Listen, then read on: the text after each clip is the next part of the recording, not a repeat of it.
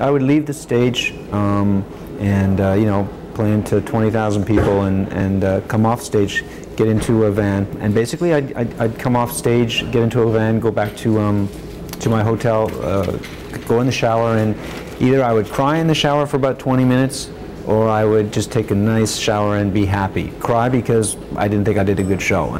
You know, a lot of times I felt that there was so much screaming, and I know they were excited to see me, but I felt, you know, that there was a disconnect for me between the screaming and the musical part, and I couldn't focus on the music, so I felt I didn't perform properly.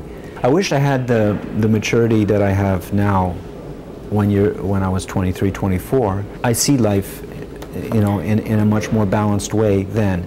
I mean, now than I did then. It was just such a whirlwind. There's many emotions and memories of that time that I feel bad about. I grew up without a dad, and we had, you know, 99, the birth of our third daughter, and I looked at Julie and I said, I can't do this anymore because we're taking the kids out on the road and it's not a normal life. You can't do music, acting.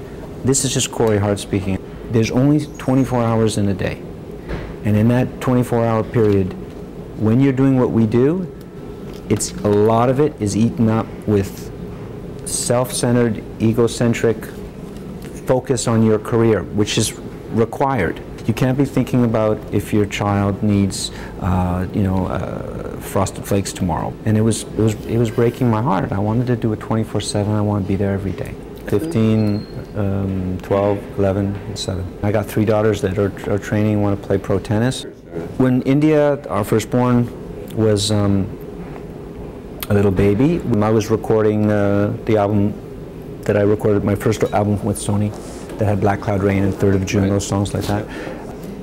I was just playing socially tennis, just loved the sport, I introduced it to Julie, we'd play it all the time. India's on there growing up on the tennis court, watching her mom and dad play. I was friends with Chris Everett, the tennis player. One thing led to another, and she just picked up a racket and started to play when she was 5. And she got the bug, it passed on to sister number 2, it passed on to sister number 3.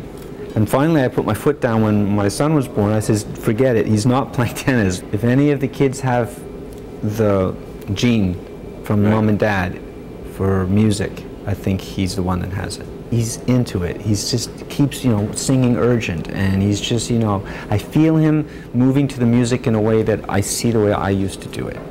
Because I found it when I was around 7 or 8. I knew that's what I wanted to do. Music is me.